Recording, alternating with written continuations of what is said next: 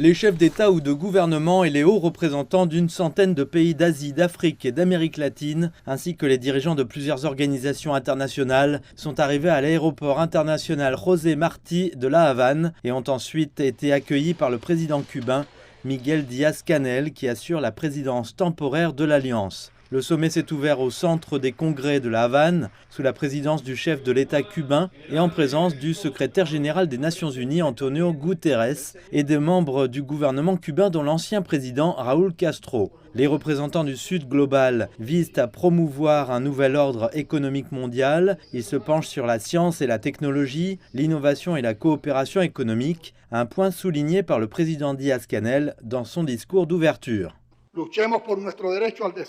Luttons pour notre droit au développement, qui est aussi le droit d'exister en tant qu'espèce. Ce n'est qu'alors que nous serons en mesure de participer à la révolution scientifique et technique sur un pied d'égalité. Ce n'est qu'alors que nous pourrons occuper la place qui nous revient de droit.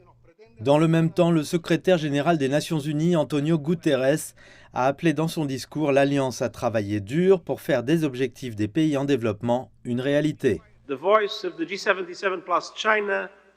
groupe des 77 plus la Chine sera toujours essentiel aux Nations Unies.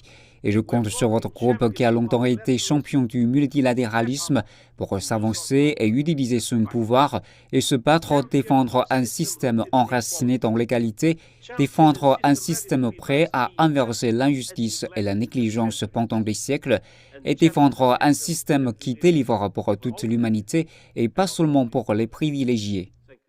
Au cours de la session plénière, les représentants des différents États membres du G77 ont fait part de leurs préoccupations.